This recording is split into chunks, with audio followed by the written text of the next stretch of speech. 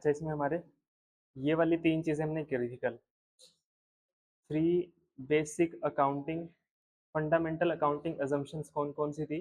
एक था going concern, एक कंसिस्टेंसी और एक एक्रूवल। इससे पहले हमने मीनिंग किया था 3 चीज़ों का। अकाउंटिंग कॉन्सेप्ट्स क्या होते हैं, अकाउंटिंग प्रिंसिपल्स क्या होते हैं और अकाउंटिंग कन्वेंशंस क्या होती हैं। अकाउंटिंग कॉन्सेप्ट्स क्या थे?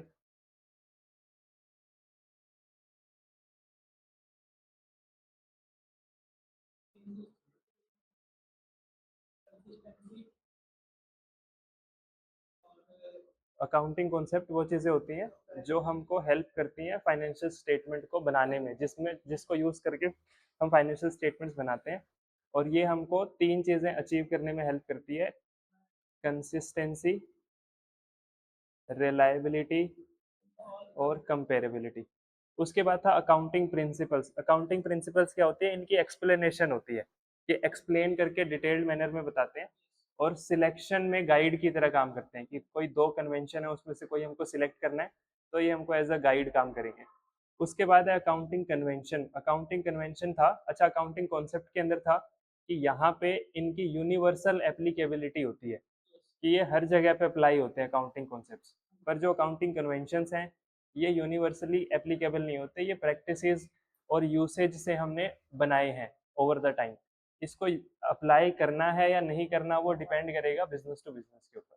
ठीक है, तो ये किया था हमने। उसके बाद हमने किया था 3 बेसिक अकाउंटिंग एजम्पशन या फंडामेंटल अकाउंटिंग एजम्पशन, जिसमें हमने किया था कंसिस्टेंसी, एक्रूवल और गोइंग कंसर्न कॉन्सेप्ट। तो सबसे पहले था गोइंग कंसर्न। गोइंग कंसर्न का मतलब क्या था? जहां तक हमारा फ्यूचर हम देख सकते हैं वहां तक हमारा बिजनेस चलता हुआ ही दिख रहा है हमको। ठीक है, तो ये था गोइंग कंसर्न।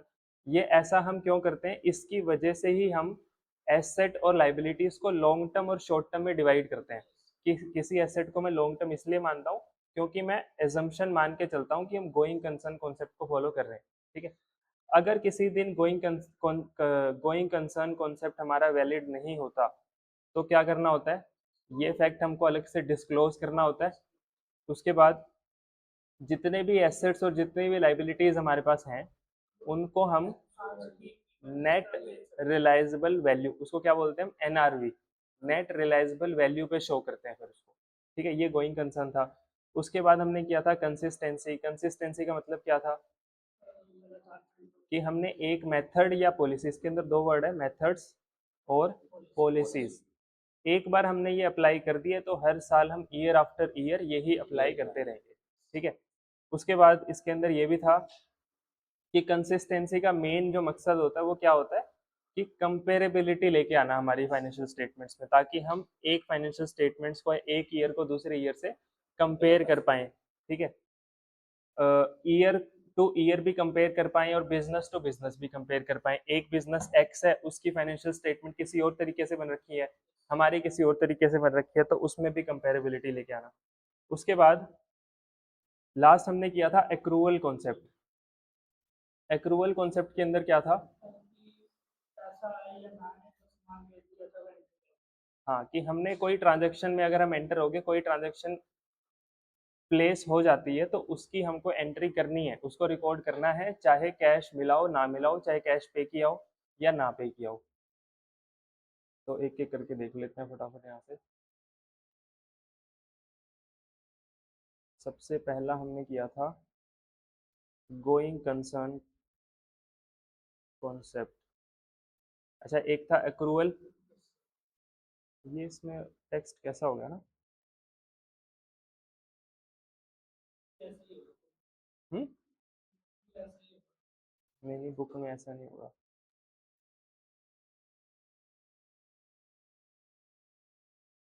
अच्छा देखो, ये वाला देखो एक बार, going concern concept.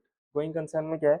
Financial statements are normally prepared on the assumption that enterprise is going concern and will continue in operation for the foreseeable future।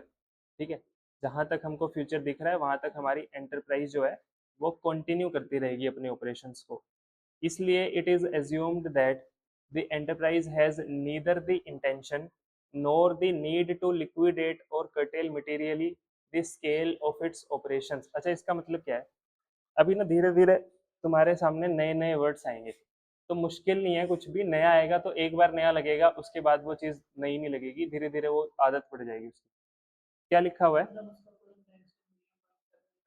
ना तो हमारा कोई इंटेंशन है, ना ही हमको कोई ज़रूरत है। लिक्विडेट करना मतलब बंद करना, या तो बंद करना या फिर कटेल मटेरियली। मटेरियली का मतलब होता है लार्ज स्केल पे हम अपने ऑपरेशंस को कम कर रहे हैं।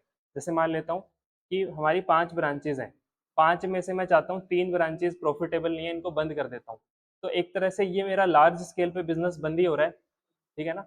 ना तो हम पूरा का पूरा बिजनेस बंद करना चाहते हैं, ना ही हम लार्ज स्केल पे बिजनेस बंद करना चाहते हैं हमारा, ठीक है।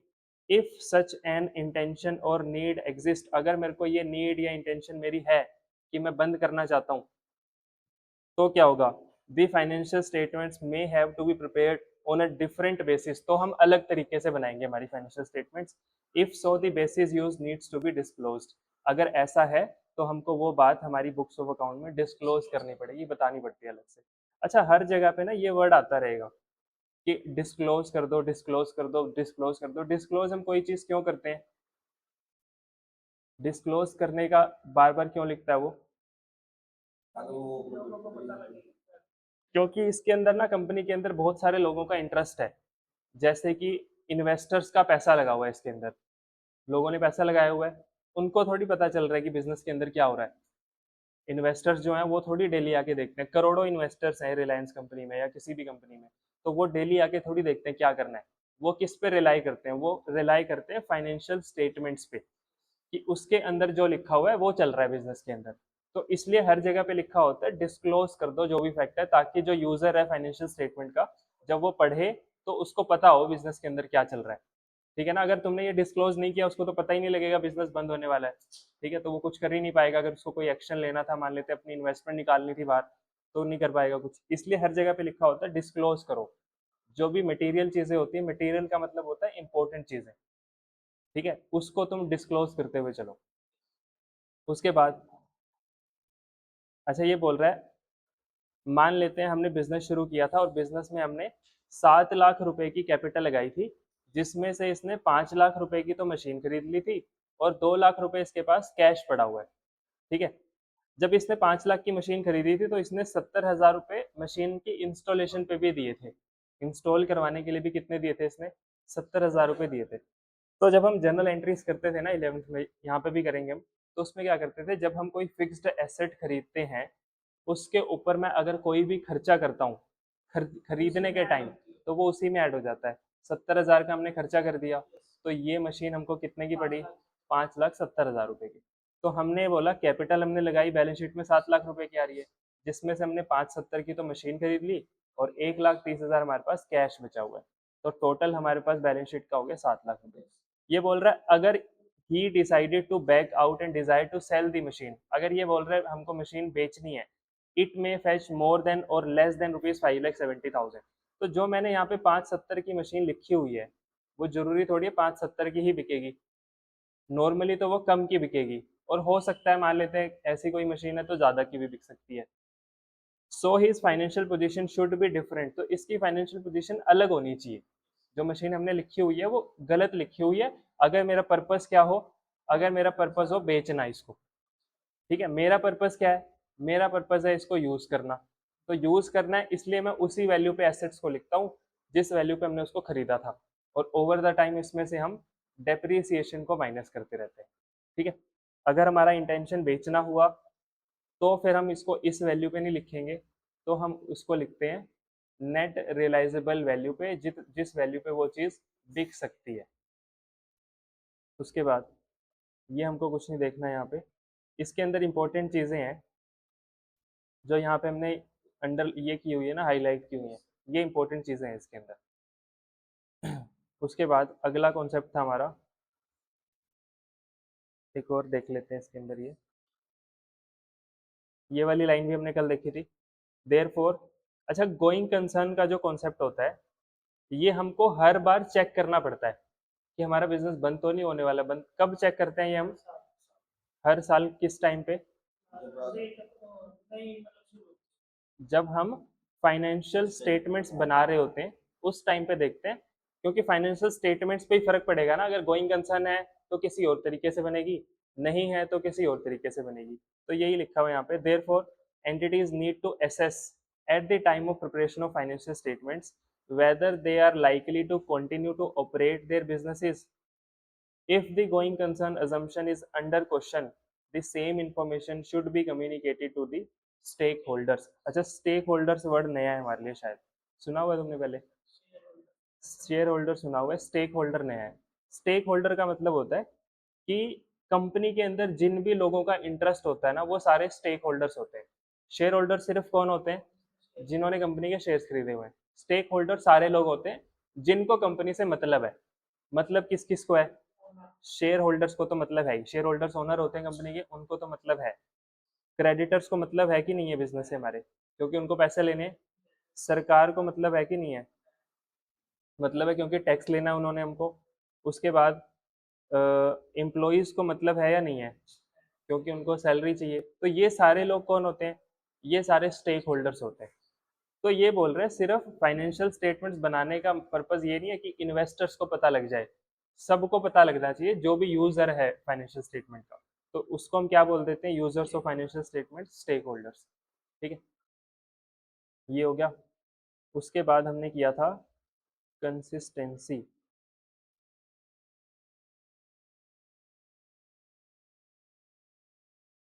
कंसिस्टेंसी, कंसिस्टेंसी का मतलब क्या था कि एक पॉलिसी या मेथड हमने फॉलो कर लिया, उसको कंसिस्टेंटली फॉलो करते रहेंगे from one period to another. और उसके बाद अगर कोई चेंज हमको करना है अकाउंटिंग पॉलिसी में, तो वो चेंज कर सकते हैं इन सर्टेन एक्सेप्शनल सर्कमस्टांसेस। कुछ कुछ केसेस में चेंज कर सकते हैं, जो कि नीचे बताया भी हुआ था हमको। किस किस केसेस में चेंज कर सकते हैं हम? अगर लॉ रिक्वायर करता है,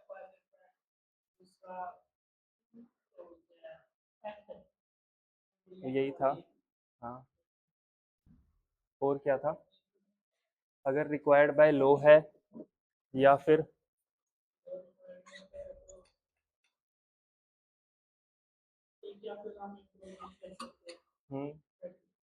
बेटर प्रेजेंटेशन, कि हमको ये लगता है कि हम अगर ये पॉलिसी चेंज कर लेंगे तो हमारी प्रेजेंटेशन इंप्रूव हो जाएगी उससे। एक और था।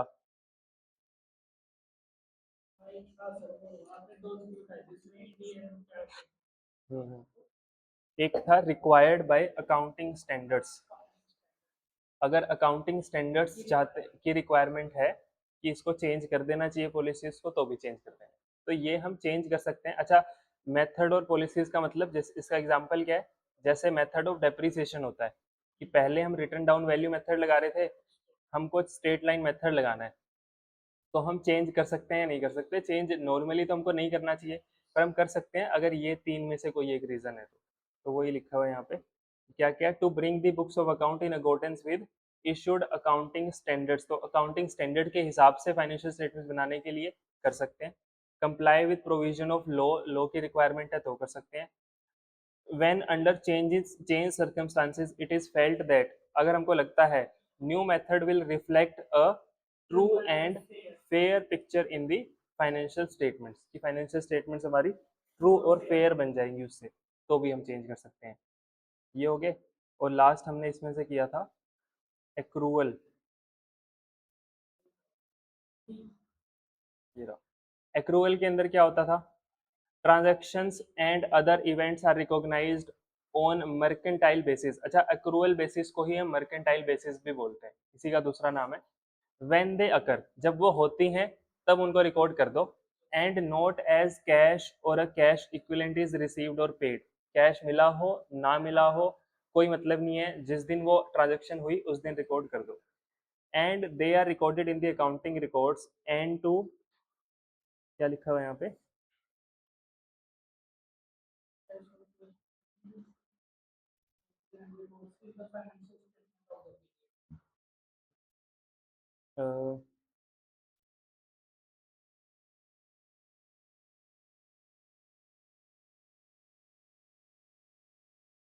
They are recorded in the accounting reports and reported in the financial statements of the period to which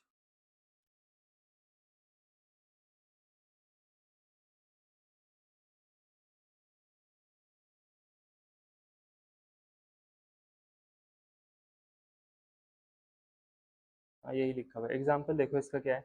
for example, mister x started a cloth merchandising, he invested rupees 50,000। अच्छा, merchandise का मतलब होता है स्टॉक, ठीक है। इसने stock खरीदा कितने का, 50,000 रुपए का स्टॉक खरीद लिया। He sold such merchandise for rupees 60,000।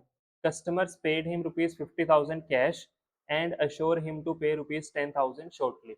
ये 60,000 रुपये तो अभी 60,000 का सामान बेचा, उसमें से 50,000 तो अभी दे दिए, 10,000 रुपये बाद में देंगे। तो ये इसका रेवेन्यू कितना होगा, कितने की सेल रिकॉर्ड करेगा ये, पूरे 60,000 की सेल्स रिकॉर्ड करेगा। His revenue is rupees 60,000. It arose in the ordinary course of cloth business. Mr. X received 50,000 in cash and 10,000 by way of receivables. कि 50,000 तो कैश आ गया और 10,000 के उसके पास डेटर्स आ गए, ठीक है। तो इसलिए सेल कितने की रिकॉर्ड करेगा, 60,000 की। ये बोल रहा है। एक और एग्जांपल देखो। An electricity supply undertaking supplies electricity spending rupees 16 lakhs for fuel and wages and collects electricity bill in 1 month rupees 20 lakhs by way of electricity charges. This is also revenue which arose from rendering services. ये बोल रहा है इसने 16 लाख रुपए की तो cost खर्च की और इसने सेल कितने की इलेक्ट्रिसिटी की, 20 लाख रुपए की सेल की। तो बोल रहा है ये 20 लाख की भी उसकी रेवेन्यू है, पैसा मिला हो या ना मिला हो, ठीक है। उसके बाद ये पीडीएफ ना खराब सा हो गया इसका, काफी जगह पे है ना।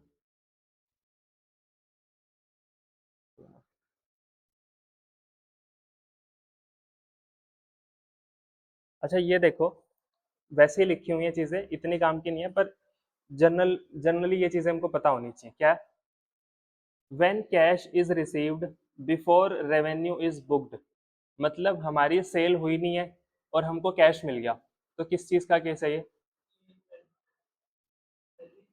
एडवांस का केस है ना।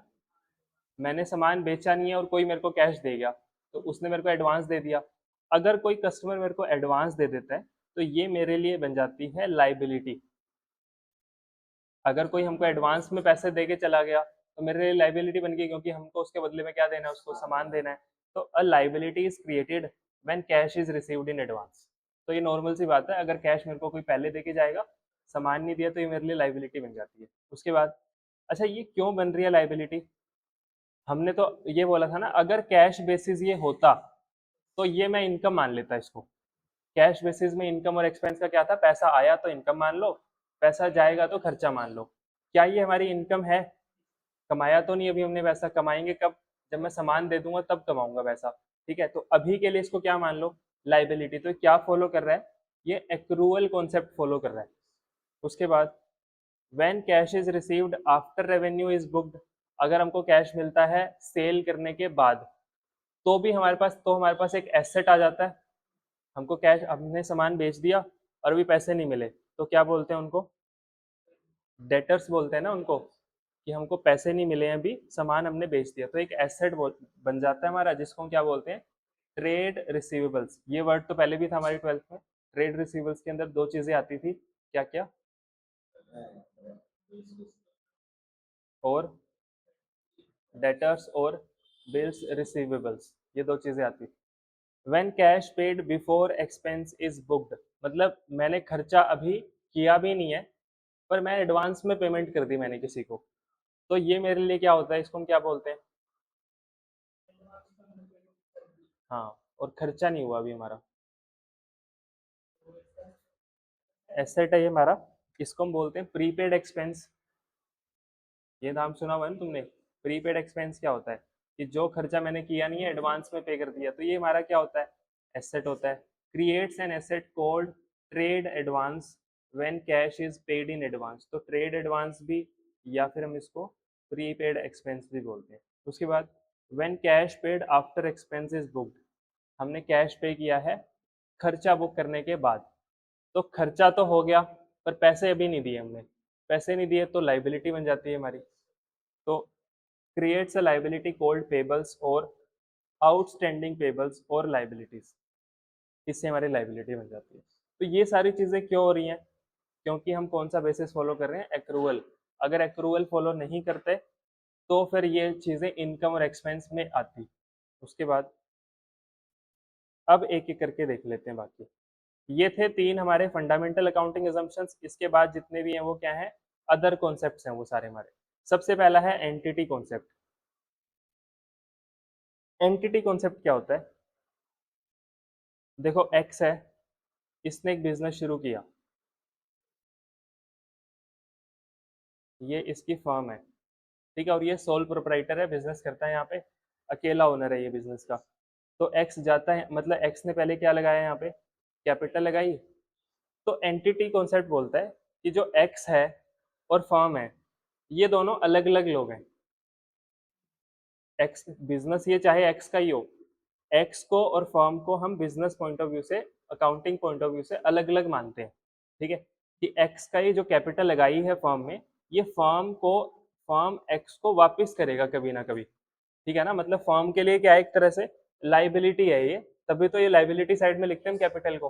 तो इसलिए इस ये कॉन्सेप्ट क्या बोलता है, एंटिटी कॉन्सेप्ट, कि जो भी ओनर है और बिजनेस है, ये दोनों अलग अलग लोग हैं। तो एंटिटी कॉन्सेप्ट यही बोलता है, एंटिटी और ओनर दोनों अलग अलग लोग हैं, ठीक है। Entity concept states that business enterprise is a separate identity apart from its owner, ठीक है। जो एंटिटी है हमारी, एंटरप्राइज है, एंटरप्राइज का मतलब क्या होता है, बिजनेस एंटरप्राइज, जो बिजनेस है हमारा वो अलग है, उसकी आइडेंटिटी अलग है, किससे, उसके ओनर से। Accountant should treat a business as distinct from its owner. जो अकाउंटेंट होता है उसको बिजनेस और ओनर को अलग अलग तरह से ट्रीट करना चाहिए। जैसे मान लेता हूँ, किसने कैपिटल लगाई 2 लाख रुपए की, ठीक है।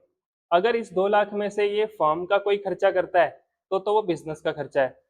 पर अगर 2 लाख में से अगर ये पर्सनली कोई खर्चा कर देता है तो वो उसका पर्सनल एक्सपेंस है, जिससे उसकी कैपिटल कम हो जाएगी। मतलब अगर इसने 5,000 रुपये बिजनेस से निकाल लिए, तो अब फर्म बोलेगा मैंने तुझे 2 लाख रुपए नहीं वापस करने हैं, वापस करने हैं 1,95,000, क्योंकि फर्म अपना हिसाब अलग रखेगा, ओनर का हिसाब अलग रखेगा, ठीक है। तो यही एग्जाम्पल यहाँ पे दिया हुआ है। Mister x started business investing ₹7 lakh, with which he purchased machinery for ₹5 lakh and maintained the balance in hand। 7 lakh रुपए इसने बिजनेस में लगाए कैपिटल, जिसमें से 5 लाख की तो इसने मशीन खरीद ली, 2 लाख रुपए इसके पास कैश में रखा हुआ है, ठीक है। दिस मीन्स द एंटरप्राइज ओज टू मिस्टर एक्स ₹7 lakhs। इसका मतलब क्या है कि उसने एक्स को कितने पैसे वापस करने हैं, 7 लाख रुपए वापस करने हैं। Now if mister X spends ₹5,000 to meet its family expenses, अगर वो फैमिली का कोई खर्चा कर देता है यहाँ से 5,000 रुपए निकाल के, then it should not be taken as business expense and would be charged to his capital account, और उसके कैपिटल अकाउंट से माइनस कर देना चाहिए हमको। his investment would be reduced by 5,000। अब इसकी जो रिवाइज्ड फाइनेंशियल स्टेटमेंट होगी, जो ये क्या होगी, कैपिटल इसकी हो जाएगी 6,95,000 रुपए की, और कैश इसके पास बचेगा 1,95,000 रुपए का, ठीक है। तो टोटल इसके पास जो एसेट और लाइबिलिटीज हो जाएंगी वो हो जाएंगी 695, ठीक है। तो एंटिटी कॉन्सेप्ट में सिर्फ हमको इतना याद रखना है कि बिजनेस और ओनर दोनों अलग अलग लोग हैं। उसके बाद अब जो बचे हुए हैं ना वो सारे बहुत आसान आसान से हैं। दूसरा है money measurement concept, entity concept. जो 11वीं क्लास में यही वाला कॉन्सेप्ट था, उसमें नाम था उसका बिजनेस एंटिटी कॉन्सेप्ट। यहाँ पे सिर्फ एंटिटी बोल रहे हैं, एक ही बात है, ठीक है। तो इसमें से हमारे कौन कौन से हो गए, अच्छा पहले ना यहाँ से देखते हैं फिर रीड करेंगे वहां से। ये हो गया हमारा। अगला कौन सा है, मनी मेजरमेंट कॉन्सेप्ट। बहुत आसान है ये। मनी मेजरमेंट कॉन्सेप्ट बोलता है कि तुम अपनी बुक्स में सिर्फ वो वाली ट्रांजेक्शन्स को रिकॉर्ड करोगे जिसको तुम मनी में मेजर कर सकते हो, जिसको तुम पैसे में मेजर कर सकते हो, सिर्फ उसको रिकॉर्ड करेंगे। मैं मशीन खरीद के लाया 5 लाख रुपए की, क्या मैं उसको रिकॉर्ड कर सकता हूँ, रिकॉर्ड कर सकते हैं, क्योंकि पता है कितने की है, वो 5 लाख की है। मनी की टर्म्स में उसको मेजर कर सकते हैं। अगर कोई, हाँ ये भी सारे थे, ये सारे के सारे। अगर हम कोई ऐसी चीज है जिसको मनी में मेजर नहीं कर सकते, जैसे मैं मान लेता हूँ कि हमारे बिजनेस में ना एक मैनेजर है, मतलब जो सारा काम संभाल लेता है, अच्छे से मैनेज कर लेता है सारी चीजों को, मतलब बहुत एफिशिएंट मैनेजर है हमारा। तो हमारे लिए तो एसेट है ना वो, हमारे हमको तो फायदा कमा के देगा वो। क्या मैं इस मैनेजर को हमारी बुक्स में रिकॉर्ड कर सकता हूँ? क्योंकि ये मैं मनी की टर्म्स में मेजर नहीं कर सकता, उस आदमी का वो थोड़ी लगा सकता हूँ, वैल्यू थोड़ी लगा सकता हूँ, तो इसको हम रिकॉर्ड नहीं करेंगे। ठीक है, जैसे मान लेता हूँ कि हमारी एक बिजनेस मीटिंग हुई है किसी के साथ, और उसमें एक हमारी डील साइन होने वाली है, बहुत बड़ी मीटिंग थी। जैसे मान लेता हूँ हमारी साइन हुई है एलोन मस्क के साथ, एक हमारी मीटिंग हुई थी। ठीक है, मीटिंग बहुत ज़्यादा इंपॉर्टेंट थी, उससे हमको फ़ायदा भी बहुत होगा। क्या मैं इसको बुक्स में रिकॉर्ड कर सकता हूँ, इस मीटिंग को, जो हमारी मीटिंग हुई है? नहीं रिकॉर्ड कर सकते, क्योंकि इसको वैल्यू मनी में थोड़ी मेजर कर सकता हूँ। इसमें जो खर्चे लगे होंगे उसको मैं रिकॉर्ड कर सकता हूँ, ठीक है ना, क्योंकि वो तो पता ही है हमको। पर इस मीटिंग से क्या आउटपुट निकलेगा उसको आज मैं रिकॉर्ड नहीं कर सकता हूँ। जब एक्चुअल में ऑर्डर आएगा हमारे पास किसी चीज़ का, तब रिकॉर्ड कर देंगे उसको। समझ आ गया? तो मनी मेजरमेंट सिर्फ इतना बोलता है कि तुम सिर्फ वो वाली ट्रांजेक्शन्स या इवेंट्स को बुक्स में रिकॉर्ड कर सकते हो जिसको तुम मनी की टर्म्स में मेजर कर सकते हो। अगला है पीरियोडिसिटी कॉन्सेप्ट, ये भी था वहां पे।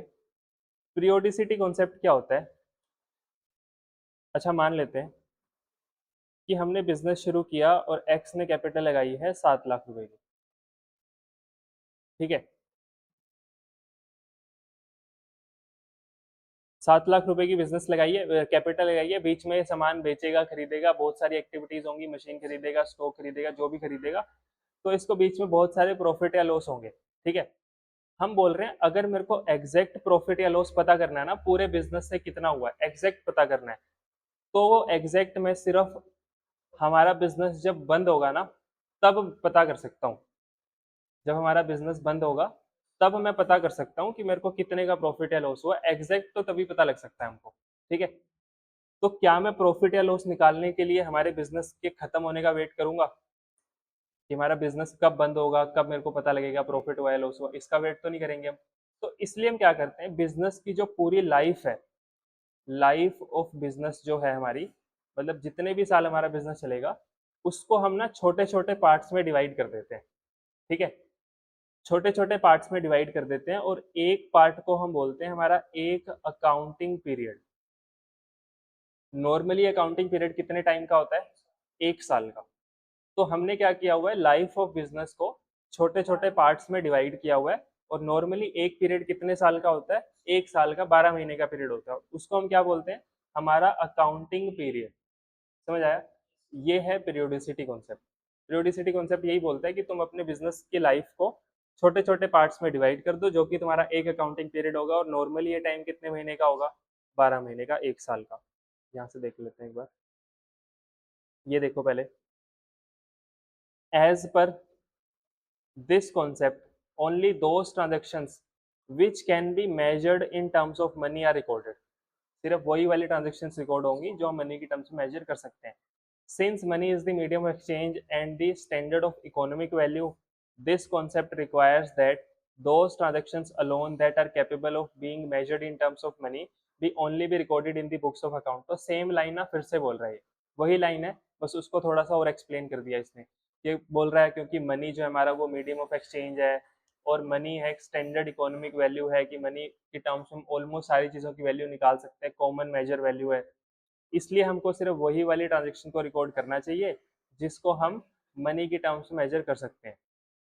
ठीक है, उसके बाद transactions even if they affect the result of the business materially, transactions ऐसे भी होते हैं जिससे हमारे बिजनेस पे बहुत ज़्यादा फर्क पड़ेगा, फिर भी हम उसको रिकॉर्ड नहीं कर सकते अगर वो कन्वर्टेबल नहीं है मॉनेटरी टर्म्स में। अगर वो उसको मनी की टर्म्स में रिकॉर्ड नहीं कर पाएंगे तो हम उसको रिकॉर्ड नहीं करेंगे। For example, business owning a factory of on a piece of 1 acre of land with an office building with 2 floors, having 20 computers and 10 units of machine cannot show these items under different measurement units. These items need to be expressed in monetary terms. ये बोल रहा है हमारे पास जितने भी assets हैं उनको monetary terms में रिकॉर्ड कर सकते हैं। जैसे फैक्ट्री का प्राइस हो सकता है 50 करोड़ हो, तो फैक्ट्री को 50 करोड़ में रिकॉर्ड कर देंगे। कॉस्ट ऑफ लैंड हो सकता है 30 करोड़ हो, तो कॉस्ट हम लैंड को 30 करोड़ पे रिकॉर्ड कर देंगे। बिल्डिंग हो सकता है 15 करोड़ की हो, तो बिल्डिंग भी रिकॉर्ड कर देंगे। कंप्यूटर्स हो सकते हैं 10-10 लाख के हो, तो 10 लाख के रिकॉर्ड कर देंगे। मशीन हो सकती है 10 करोड़ की हो, नीड टू बी रिकॉर्डेड, इन सबको हम रिकॉर्ड कर देंगे। तो ये सारे एसेट्स कौन से हैं जिनको हम मनी की टर्म्स में रिकॉर्ड कर सकते हैं। How ever this concept has its own limitations, transactions and event that cannot be expressed in terms of money are not recorded in the business books। बोल रहा है इसके कुछ limitations भी है, नुकसान भी है। बोल रहा है जो transactions हम record नहीं कर पाएंगे, मतलब convert नहीं कर पाएंगे money के terms में, उसको हम record नहीं करेंगे। For example, employees of the organization are no doubt the asset of the organization। जो हमारे employees हैं वो हमारे लिए assets हैं, but their measurement in monetary terms is not possible। उनको हम मनी की टर्म्स में मेजर नहीं कर पाएंगे, therefore not included in the books of account of the organization। समझ आ गया? तो मनी मेजरमेंट सिर्फ इतना बोलता है कि सिर्फ वो वाली ट्रांजेक्शन्स को रिकॉर्ड करना जिनको तुम मनी की टर्म्स में मेजर कर सकते हो। उसके बाद अगला है पीरियोडिसिटी कॉन्सेप्ट। इसके अंदर क्या है? This is also called the concept of definite accounting period. मतलब अकाउंटिंग पीरियड को डिफाइन कर देते हैं, एक वो बना देंगे। लाइफ ऑफ बिजनेस तो हमको पता ही नहीं कितनी है, और उसके हिसाब से मैंने क्या बना दिया, एक अकाउंटिंग पीरियड बना दिया। As per going concern concept and indefinite life of entity is assumed. हम क्या मान के चलते हैं, हमारा बिजनेस चलता रहेगा गोइंग कंसर्न के हिसाब से। तो अगर मेरे को लगता है बिजनेस हमारा चलता रहेगा तो मैं प्रॉफिट या लॉस तो निकाल ही नहीं पाऊंगा कभी, ऐसे बिजनेस बंद होने का वेट करते करते। For a business entity it causes inconvenience to measure performance. Perform जहां पे भी वर्ड आता है ना, परफॉर्मेंस को मेजर करना, इसका मतलब होता है प्रॉफिट या फिर लॉस निकालना। ठीक है, परफॉर्मेंस मेजर करना मतलब प्रॉफिट या लॉस निकालना। तो बोल रहे हैं हमको इनकन्वीनियंस होगी प्रॉफिट या लॉस निकालने में जो कि एंटिटी ने कमाया है in ordinary course of business. अच्छा, इसका मतलब क्या होता है? ये भी वर्ड बहुत जगह आएगा, ordinary course of business.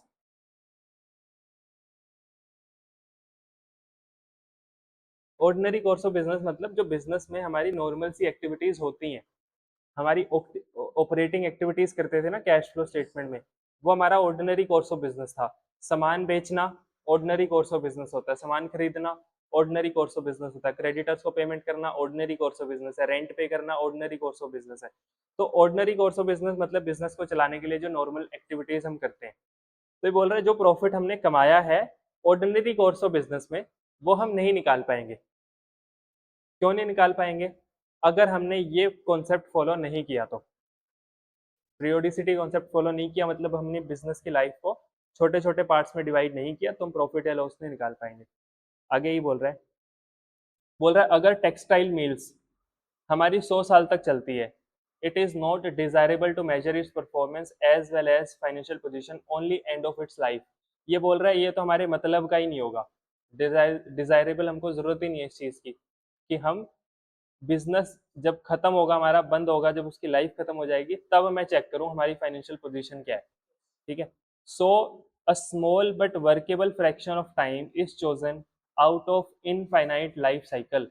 Infinite life cycle में हमने एक छोटा सा जो हमारे लिए काम भी करेगा ऐसा टाइम चूज कर लिया है of the business entity for measuring performance and looking at financial position, ताकि हम बिजनेस का प्रॉफिट या लॉस निकाल पाए। फिर से दो वर्ड है, परफॉर्मेंस। परफॉर्मेंस का मतलब क्या होता है?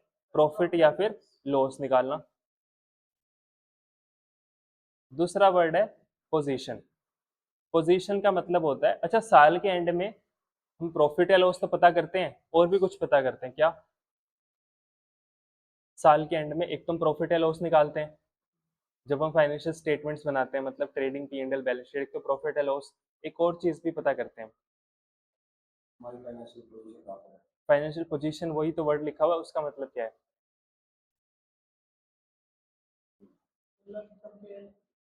हम देखते हैं हमारे पास एसेट्स कितने रुपए के हैं और लाइबिलिटीज कितने रुपए की हैं। इसका प्रॉफिट या लॉस से मतलब नहीं है। प्रॉफिट या लॉस हम कौन से अकाउंट में निकालते हैं? पी एंड एल अकाउंट में निकालते थे। और एसेट और लाइबिलिटीज कहाँ से पता लगती हैं? बैलेंस शीट से पता लगते हैं। तो दो चीजें बनाते हैं ना, पी एंड एल बनाते हैं प्रॉफिट या लॉस निकालने के लिए, इसका मतलब परफॉर्मेंस चेक करने के लिए हमारी, और बैलेंस शीट बनाते हैं एसेट और लाइबिलिटीज देखने के लिए, मतलब फाइनेंशियल पोजीशन पता करने के लिए कि आज मेरी पोजीशन क्या है। मेरी पोजीशन क्या है मतलब मेरे पास कितने एसेट्स हैं और कितने की लाइबिलिटीज है। तो ये दो वर्ड्स भी आते रहेंगे। तो अभी ना बहुत सारी चीजें नई नई आती रहेंगी, तो मुश्किल कुछ नहीं है, धीरे धीरे करके ये इतनी बार रिपीट होंगी कि याद हो जाएंगी हमको। ठीक है। परफॉर्मेंस का मतलब होता है profit and loss, financial position का मतलब होता है एसेट और लाइबिलिटीज। तो बोल रहे हैं हमको दोनों चीजें पता करनी है, तो मैं साल बिजनेस बंद होने का वेट नहीं करूंगा, मैंने छोटे छोटे पार्ट्स में डिवाइड कर लिया और अकाउंटिंग पीरियड के एंड में मैं देखूंगा कि हमारी परफॉर्मेंस क्या है और हमारी पोजीशन क्या है, ये दोनों चीजें मैं ईयर एंड पे देख लूंगा। और फिर इस पीरियड को मैं नॉर्मली कितने साल का लेके चलता हूँ, 1 year period is taken for performance measurement and appraisal of financial position. ये दोनों चीजें देखने के लिए मैंने नॉर्मली पीरियड कितने टाइम का रखा हुआ है, 1 साल का रखा हुआ है। हाउ एवर ये 6 महीने का भी हो सकता है, 9 महीने का भी हो सकता है, 15 महीने का भी हो सकता है, डिपेंड करता है किस कंट्री में कितना एक्सेप्टेबल है। ठीक है। नॉर्मली सब जगह कितना चलता है, 1 साल चलता है। और वो 1 साल भी कौन सा कहाँ से शुरू होता है, हमारा जो अकाउंटिंग ईयर होता है वो हमारा फाइनेंशियल ईयर होता है, वो कहाँ से शुरू होता है, 1 अप्रैल से शुरू होता है और 31 मार्च को खत्म होता है। तो यही बोला हुआ है, we generally follow from 1 April of year to 31 March of the immediate following year. कि जिस साल में हमारा 1 अप्रैल शुरू होगा उसके इमीडिएट अगले साल में 31 मार्च को हमारा वो साल खत्म हो जाएगा। तो ये था कौन सा कॉन्सेप्ट, पीरियोडिसिटी कॉन्सेप्ट। ठीक है। अभी बताता हूँ, नीचे देखते हैं फटाफट। ये देखो। हम्म, इतना बड़ा क्या होगा पीडीएफ।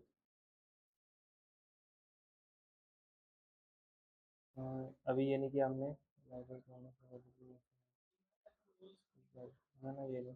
हाँ ये एक्रूअल मीन्स, अच्छा क्या बताना है इसमें, ट्रू और फॉल्स। एक्रूअल का मतलब होता है रिकॉग्नाइजिंग, रिकॉग्निशन, इसका मतलब होता है रिकॉर्ड करना।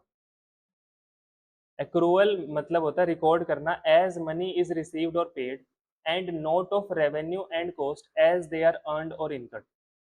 तो वैसे पढ़ के क्या लग रहा है, ट्रू और फॉल्स, थोड़ा कुछ समझ आया।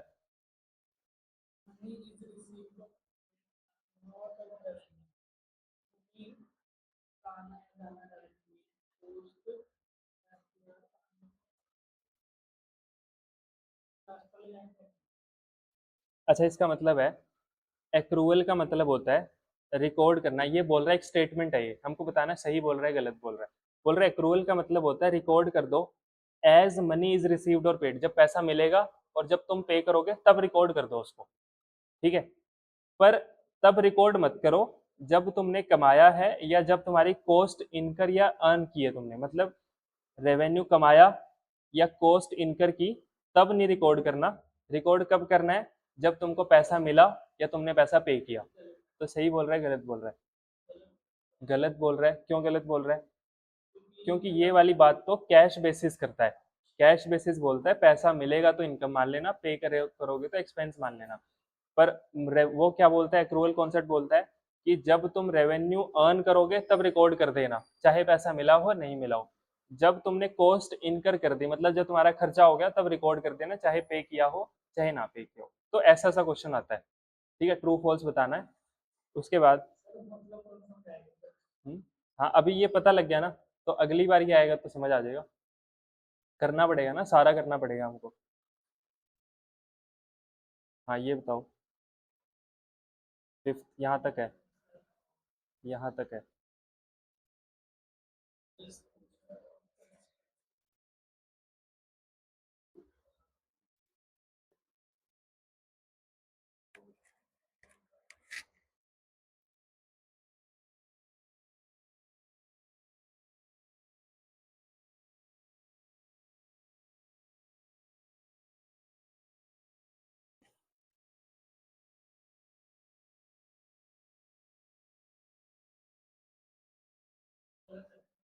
गलत तो है, क्यों गलत क्यों है।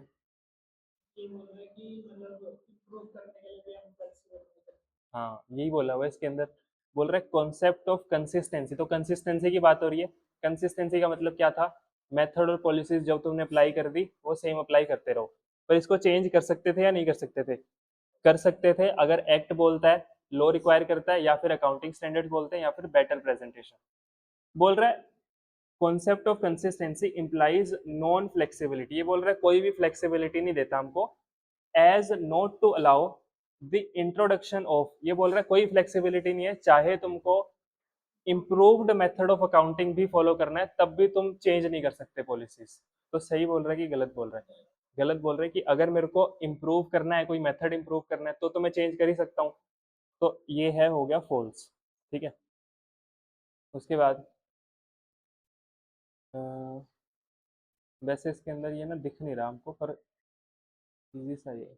अच्छा ये वैसे यहाँ से देखो, ये लिखा हुआ है कुछ, एक्चुअल रिसीट और एक्चुअल पेमेंट्स आर मेड, ये किसके बारे में बात कर सकते हैं इन तीनों में से? नहीं ये कुछ ये वाला नहीं है ना, ना मिसिंग है कुछ इसमें से। चलो आगे देख लेते हैं। अच्छा ये बताओ,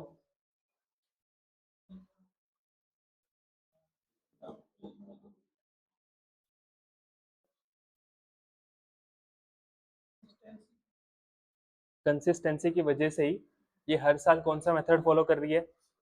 return down value method follow कर रही है ईयर आफ्टर ईयर। तो किसकी वजह से? कंसिस्टेंसी की वजह से। उसके बाद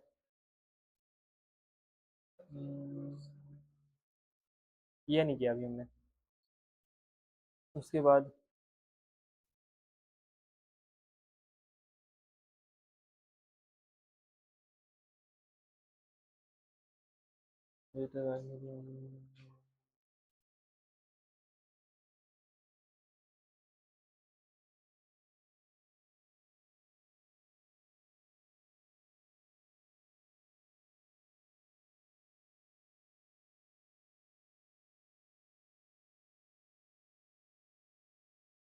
अच्छा ये बताओ,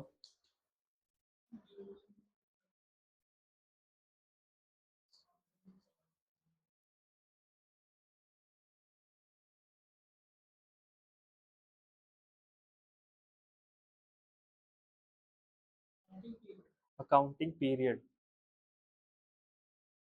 अकाउंटिंग पीरियड की वजह से ही हम लाइफ टाइम में एंटिटी में हम अकाउंटिंग करते हैं। उसके बाद concept that business enterprise is not liquidate, ये वाला।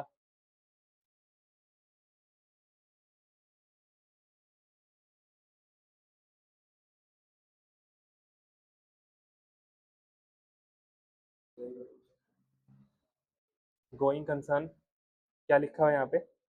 हमारा बिजनेस जो है enterprise will not be liquidated, liquidated का मतलब क्या होता है? बंद होना, क्लोज होना, in near future is known as, नहीं बंद होगा तो क्या है वो? Going concern.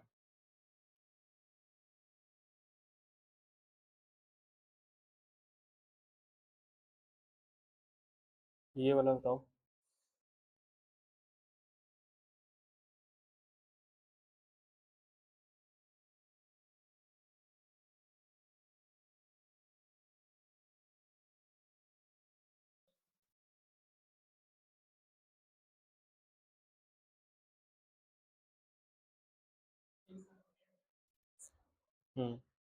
क्या लिखा हुआ है इसके अंदर? Revenue from sale of product, जो भी हमारे सेल ऑफ प्रोडक्ट से रेवेन्यू आता है, पैसा आता है, कमाई होती है हमारी, वो हम कब रियलाइज करते हैं? इन दी पीरियड, मतलब कब, मान लो रिकॉर्ड कब करते हैं उसको?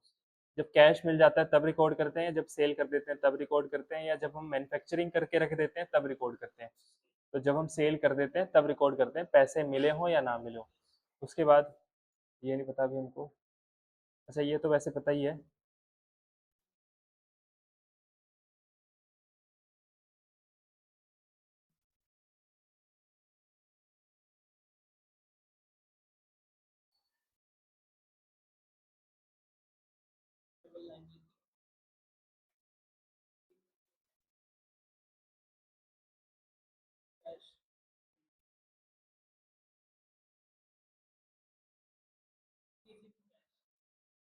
इंक्रीज इन कैश, इसका क्या बोला हुआ है? Decrease in the amount of trade payables, trade payables क्या होती है हमारे लिए?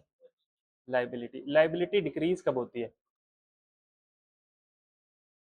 हमारी कोई लाइबिलिटी थी, वो डिक्रीज कब होगी, कम कब होगी? जब हम पेमेंट करेंगे। तो कैश इंक्रीज थोड़ी होगा, कैश डिक्रीज होगा। कैश डिक्रीज होगा तो हमारा एसेट डिक्रीज होगा। कैश एसेट होता है ना, तो जब एसेट कम होगा तो लाइबिलिटी भी कम होगी हमारी। ये ऑप्शन भी नहीं है क्योंकि ये तो कुछ और ही बात कर रहा है, बैंक ओवरड्राफ्ट की तो बात ही नहीं थी। उसके बाद अ, ये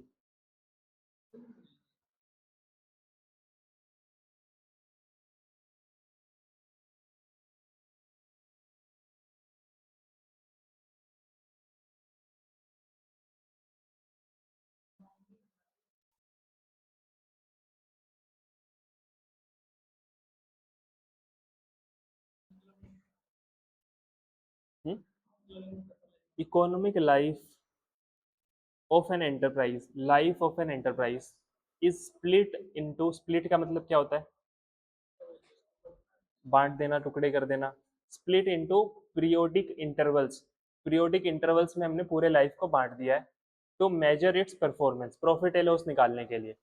कौन सा कॉन्सेप्ट है ये?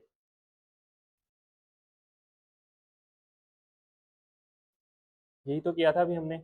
उसका नाम क्या था? पीरियोडिसिटी। पीरियोडिसिटी में क्या था कि हम पूरी लाइफ को छोटे छोटे हिस्सों में बांट देते हैं ताकि हम फाइनेंशियल परफॉर्मेंस और फाइनेंशियल पोजीशन निकाल सकें। ठीक है, तो मैचिंग कॉन्सेप्ट तो अभी हमने किया ही नहीं है, ये इसका आंसर भी नहीं है। और एंटिटी का मतलब क्या था? एंटिटी कॉन्सेप्ट क्या था? हाँ,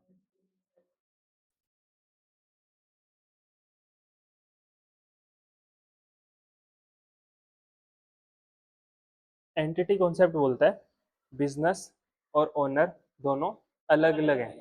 ठीक है, तो इसकी बात भी नहीं की हुई थी ऊपर। उसके बाद ये नहीं देखते हैं अभी। तो अभी तुमको ये क्वेश्चन मुश्किल लग रहे होंगे, पर ये क्वेश्चन मुश्किल नहीं है। दिक्कत सिर्फ अभी किस चीज की है? सिर्फ इंग्लिश की दिक्कत है, अकाउंट्स की दिक्कत ही नहीं है अभी ये। कोई बात नहीं, शुरू शुरू में नहीं पता लगता, मेरे को भी नहीं पता लगता था, पर धीरे धीरे चीजें समझ आ जाएंगी। अच्छा, अब यही वाला क्वेश्चन अगर मैं तुमको कल दिखाऊंगा तो तुमको याद रहेगा ना कि हाँ ये इसका मतलब ये था। तो धीरे धीरे वर्ड्स याद होना शुरू हो जाएंगे। नया है, नया तो लगेगा अभी तो, क्योंकि सब कुछ ही इंग्लिश में है तो नया लगेगा अभी। जब मेरी क्लासेस थी ना, सीपीटी की क्लासेस होती थी, एक तो मैं इतनी मेहनत करके जा रहा हूँ वहाँ पे, साइकिल चला के जा रहा हूँ 2:30 बजे। 2:30 बजे होती थी शायद, 2 बजे क्लास होती थी दोपहर को, हाँ। गर्मियों में जाता था मैं वहाँ पे पहुँचो। पहले तो मेरे को वैसे ही पसीना बहुत ज़्यादा आता है। ठीक है, वहाँ पे जाके पहुँचो, थोड़ा टाइम तो रिलैक्स होने में लगेगा। और वो जो करा रहे हैं मेरे को समझ ही नहीं आ रहा। वहाँ पे बैठे हैं सारे बच्चे इंग्लिश मीडियम वाले, कोई कहीं किसी स्कूल, कोई किसी स्कूल से आया इंग्लिश मीडियम, मतलब उनको सब समझ आ रहा है। और वो पार्टिसिपेट कर रहे हैं क्लास में, वो जवाब दे रहे हैं, पूछ रहे हैं। मेरे को तो इतना भी नहीं पता था। एक मैडम ने एग्जाम्पल दिया कि, एग्जाम्पल कुछ चल रहा था, कोई बात चल रही थी। तो वो एक लड़का कह रहा कि सर, मैडम को कह रहा कि मैम ये इसकी कार ले लो, ये 40 लाख में दे देगा। तो ऐसा कुछ इसने बोला। ठीक है, तो मैडम कह रही 40 लाख में मैं क्यों लूंगी इतनी महंगी कार? तो उसने बोला मैम BMW है। ठीक है, तो तो मैडम बोल रही है हाँ फिर तो ले लो। मेरे को यही नहीं पता BMW क्या होती है। तुमको तो पता है ना। मेरे को तो ये भी नहीं पता था BMW कौन सी कार है जो ये कह रही 40 लाख में भी ले लूंगी। तो मेरा तो और बहुत ज्यादा बुरा हाल था, पर क्या? मुश्किल नहीं है, मैं फिर से बता रहा हूँ तुमको। नया अभी तो 2-3 ही क्लासेस हुई हैं, अभी तो कहाँ से ही कुछ पता लगेगा। धीरे धीरे तुमको है। हाँ, धीरे धीरे तुमको ये चीजें याद होनी शुरू हो जाएंगी, जैसे जैसे हम रिवाइज करते रहेंगे ना, याद होती रहेंगी। अभी तुमको आज ही बताया मैंने तो, एंटिटी पीरियोडिसिटी तो नाम नए हैं ये। नाम नए हैं तो याद करने में थोड़ा सा दिक्कत हो सकती है। अभी ये वाला तो तुमको नाम की वजह से नहीं पता लग रहा था। चलो और देखते हैं। अच्छा, ये क्वेश्चन है, right short note on fundamental accounting assumptions। तो तीनों के बारे में लिखना पड़ेगा छोटा छोटा। गोइंग कंसर्न और कंसिस्टेंसी, एक्रूवल, इन तीनों के बारे में लिखना है। फिर बोल रहा है पीरियोडिसिटी के बारे में लिखो। तो वही लाइन है कि लाइफ ऑफ बिजनेस को हम वेट नहीं कर सकते कब हमारा बिजनेस बंद होगा, तो क्या करो? उसको छोटे छोटे पार्ट्स में डिवाइड कर दो और उस पार्ट को हम अकाउंटिंग पीरियड बोलते हैं, जो जनरली 1 अप्रैल से 31 मार्च तक चलता है। बस यही है इसका आंसर। अकाउंटिंग कन्वेंशंस क्या होती हैं? हाँ, अकाउंटिंग कन्वेंशंस होती हैं, ये चीज़ें हमने डिराइव की हैं यूसेज से और प्रैक्टिसेस से। ओवर द टाइम हमने यूज़ कर करके अकाउंटिंग को थोड़ी थोड़ी अपने हिसाब से उसको मॉडिफाई कर करके ये चीज़ें डेवलप की हैं। और ये फॉलो करना लोगों के लिए यूनिवर्सल एप्लीकेबिलिटी नहीं होती इसकी, कि अगर फॉलो करना है तो करो, नहीं करना है तो मत करो। ठीक है। उसके बाद डिस्टिंग्विश बिटवीन, हमको डिफरेंस बताना है। अच्छा, ये वाला तो हमको पता है, मनी मेजरमेंट तो पता है, ये नहीं पता अभी हमको। इसके बारे में कल मैंने थोड़ा सा डिस्कस किया भी था गोइंग कंसर्न में, मैचिंग कॉन्सेप्ट की बात की थी मैंने, एक करी थी। इसको अभी नहीं पता, मान के चलते। मनी मेजरमेंट तो बहुत आसान है। क्या होता है मनी मेजरमेंट? कैश, कैश के टर्म्स में नहीं, क्या वर्ड है वो, मनी के टर्म्स में, जिसको हम मेजर कर सकते हैं। सिर्फ उन ट्रांजेक्शन्स को रिकॉर्ड करेंगे, बाकियों को रिकॉर्ड नहीं कर सकते। बाकी ट्रांजेक्शन्स बहुत ज्यादा इंपॉर्टेंट हो सकती हैं बिजनेस के लिए, फिर भी नहीं रिकॉर्ड करेंगे उसको। ये उसकी क्या है, ये अकाउंटिंग की लिमिटेशन होती है। ठीक है, ये कमी है अकाउंटिंग के अंदर। उसके बाद डिफरेंस बताना है गोइंग कंसर्न और कॉस्ट कॉन्सेप्ट में, तो ये नहीं पता अभी हमको, गोइंग कंसर्न तो पता है। उसके बाद qualitative characteristics of financial statements, ये लास्ट टॉपिक है। किसको? Foreseeable future, foreseeable future. हाँ, जहां तक फ्यूचर हम देख पा रहे हैं, तो इनडेफिनिट हो गया एक तरह से। मैं तो जहां तक भी देख रहा हूँ, मैं तो 2060 तक देख रहा हूँ, चल ही रहा है बिजनेस, तो ये फोरसीएबल फ्यूचर होगा। ठीक है। तो ये ट्रू और फॉल्स बता रखे हैं और विद एक्सप्लेनेशन बताए हुए हैं। तो ट्रू और फॉल्स में हमने कौन कौन सा किया था? हमने किया था तीसरा। तीसरा किया था, तीसरे में एक्रूवल के बारे में था। एक्रूवल के बारे में ये क्या बोल रहा था? कैश पे कर दिया और पे कर दिया या रिसीव हो गया तब तो रिकॉर्ड कर दो, पर जब रेवेन्यू अर्न करोगे तब रिकॉर्ड मत करो, तो फॉल्स था। तो इसका आंसर क्या है, उसकी डेफिनेशन, इसका रीजन बताना है पहले, तो आंसर क्या हो गया इसका? फॉल्स। और रीजन बताएंगे तो उसकी डेफिनेशन लिख देंगे बस वहां पे, कि एक्रूवल हमको ये बोलता है कि जब तुमने रेवेन्यू अर्न कर लिया, मतलब जब सेल कर दी, तब रिकॉर्ड कर दो।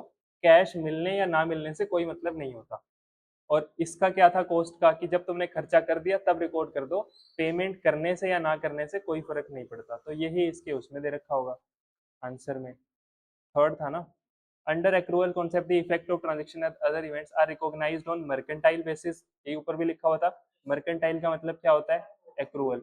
When they occur and not as cash or cash equivalent is received or paid, payment से मिलने से कोई फर्क नहीं है, जब वो अकर हो जाती है, जब वो ट्रांजेक्शन होगी, तब रिकॉर्ड कर दो, बस इतना बहुत है।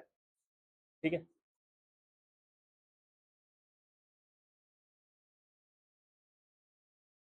उसके बाद ये एमसीक्यूज थे कुछ, फिर एमसीक्यूज में तो रीजन नहीं देना होता।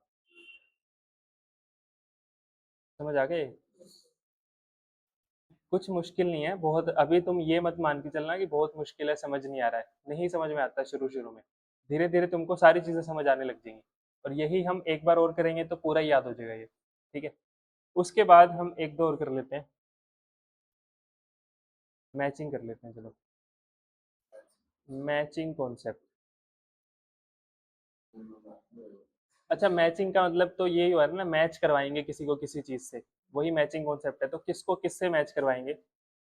देखो, ये हमारा साल है, पूरा साल शुरू हुआ था 1/4/2025 को, खत्म हुआ 31 मार्च 2026 को। ठीक है। इस पूरे साल में मैंने जो सेल की है, मैंने सेल की मान लेते हैं 5 लाख रुपए की। ठीक है। जब मैंने ये सेल की, तो सेल करने के लिए मैंने सामान खरीदा भी होगा।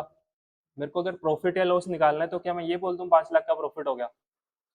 5 लाख की तो सेल है ना हमारी, इसमें से हमारे खर्चे भी तो लगे हैं, तो इसमें से हमको खर्चे भी तो माइनस करने हैं।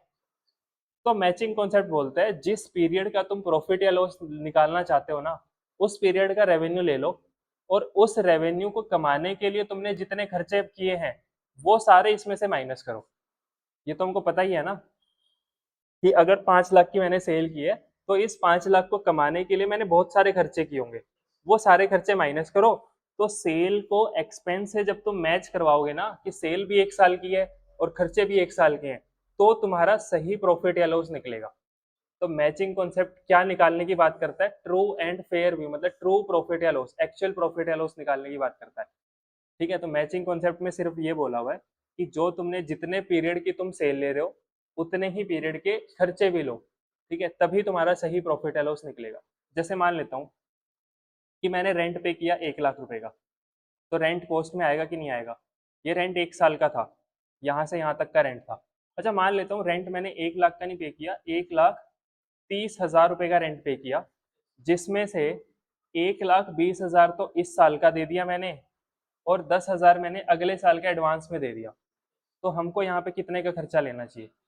1,20,000 का, क्योंकि सेल कितने साल की है? 1 साल की, तो खर्चा भी कितने साल का होना चाहिए? 1 साल का। मैंने एक मशीन खरीदी थी 5 लाख रुपए की, और इसकी मशीन की लाइफ है 5 साल। 5 लाख की मशीन खरीदी और ये मशीन कितने साल चलेगी? 5 साल चलेगी। तो अगर 5 साल चलेगी तो 1 साल तो मैंने यूज कर ली ना इस साल, तो 1 साल की मशीन तो मैंने खर्च कर दी। तो 1 लाख का कितने पूरे साल का खर्चा कितना हो गया मशीन का? 1 लाख रुपए, मतलब डेप्रिसिएशन बोलते हैं उसको। डेप्रिसिएशन तो वर्ड है एक, वैसे उसका एक्चुअल मतलब क्या होता है कि तुमने 1 साल में कितने रुपए की मशीन यूज कर ली है, कितने मशीन रुपए की मशीन तुमने खर्च कर दी है। तो कितने की खर्च कर दी? 1 लाख की, तो ये 1 लाख भी यहाँ पे काउंट कर लो खर्चों में, एक्सपेंस में। हम पूरी मशीन को तो नहीं लेंगे ना, पूरे 5 साल का खर्चा तो नहीं लेंगे, हम सिर्फ उस पीरियड का लेंगे जिस पीरियड का प्रॉफिट या लॉस हमको निकालना है। तो मैचिंग कॉन्सेप्ट सिर्फ इतना बोलता है। अब यहाँ से देख लेते हैं कौन सा था वो। कॉस्ट आ गया ये, तो इससे ये वाला है।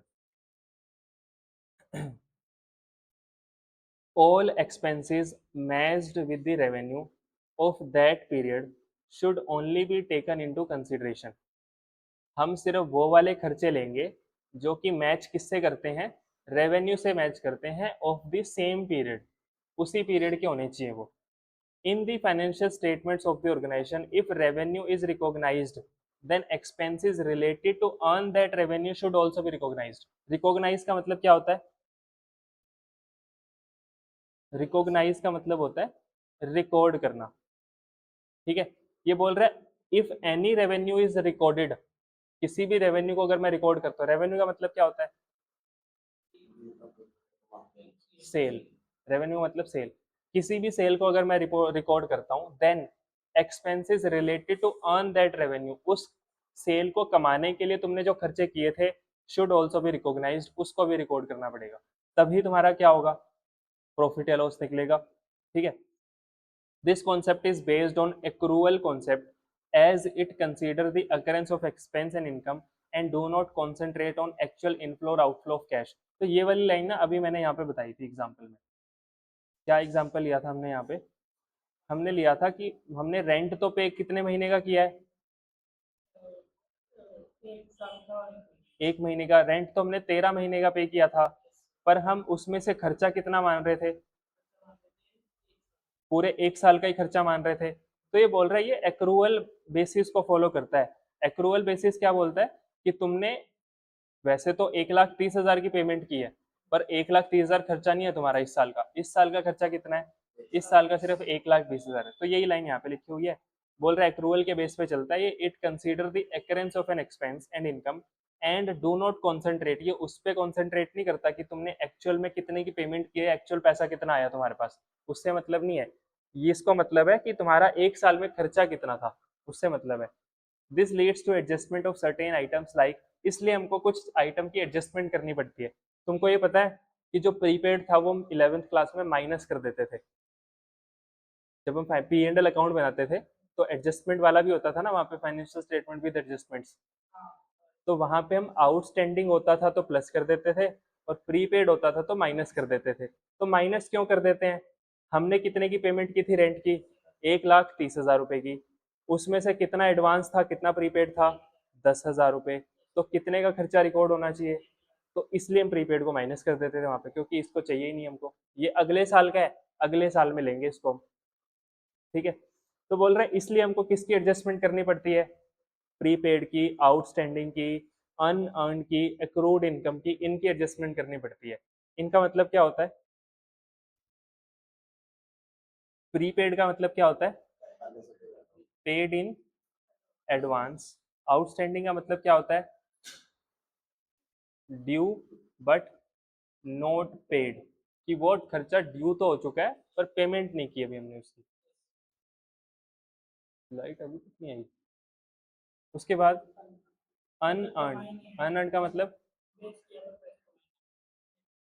नहीं, अनअर्न्ड का मतलब होता है, अनअर्न्ड मतलब जो मैंने कमाया नहीं है, कमाया नहीं है पर हमको मिल गया है, मतलब काम नहीं किया अभी मैंने पर पहले ही पैसे मिल गए, तो ये होता है इनकम रिसीव्ड इन एडवांस, कि कोई भी इनकम है उसका पैसा मेरे को एडवांस में मिल गया है। उसके बाद एक्रूड इनकम। एक्रूड इनकम मतलब होता है क्या बचा लास्ट में,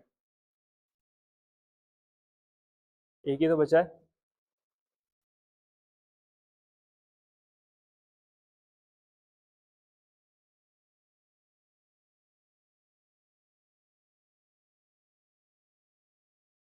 लास्ट क्या बचा है? एक्रूड का मतलब होता है ड्यू बट नॉट रिसीव्ड, या फिर अर्नड बट नॉट रिसीव्ड। कमा लिया है पर मिला नहीं, उसका उल्टा होगा ना, पहले में क्या था? मिल गया है पर कमाया नहीं है। इसका मतलब क्या है? कमा लिया है पर मिला नहीं है। प्रीपेड क्या किसके लिए यूज होता है? खर्चे के लिए, तो पेड इन एडवांस। और आउटस्टैंडिंग भी किसके लिए यूज होता है? खर्चे के लिए। उसका मतलब क्या होता है? ड्यू बट नॉट पेड, ये बनता है देना पर अभी पैसे नहीं दिए। तो ये चार ना सिमिलर सी चीजें हैं। एक्रूअल जो कॉन्सेप्ट होता है वो इन चारों को कंसिडर करता है। प्रीपेड हम देखते हैं, प्रीपेड है तो माइनस कर दो, आउटस्टैंडिंग को भी देखते हैं, आउटस्टैंडिंग है तो प्लस कर दो। तो इन चारों को एक्रूअल कॉन्सेप्ट जो है वो कंसीडर करता है, पर जो कैश बेसिस है वो इन चारों को कंसीडर करता ही नहीं है। ये बोल रहा है एडवांस या आउटस्टैंडिंग जैसी कुछ चीज नहीं होती, पैसा मिला है तो इनकम है, पैसा पे किया है तो खर्चा है। हम्म। कैश वाले से क्या होता है? कैश वाले से हमारा सही प्रॉफिट या लॉस नहीं निकलता, इसलिए हम उसको फॉलो नहीं करते हैं। एक्रूवल वाले से सही प्रॉफिट या लॉस निकलता है, इसलिए इसको फॉलो कर लेते हैं। ठीक है, तो बस इतना ही बहुत है इसके अंदर। ये था हमारा मैचिंग कॉन्सेप्ट। अब इसके अंदर से हमारे cost, realisation, dual aspect, conservatism और मटेरियलिटी ये रह गए हैं। उसके बाद थोड़ा सा वो रह गया, फाइनेंशियल स्टेटमेंट्स का मतलब क्या होता है, क्वालिटेटिव कैरेक्टरिस्टिक्स क्या होती है। क्वालिटेटिव कैरेक्टरिस्टिक्स का मतलब होता है कि जो चीज़ें जो हमारे बिजनेस में क्वालिटीज़ हैं पर उसको हम रिकॉर्ड नहीं कर पाएंगे, मतलब मनी की टर्म्स मेजर नहीं कर पाएंगे उसको। ये रह गया, फिर ये चैप्टर खत्म हो जाएगा। इसके बाद हम कोई प्रैक्टिकल चैप्टर शुरू कर लेंगे, फिर बोरिंग सा नहीं लगेगा।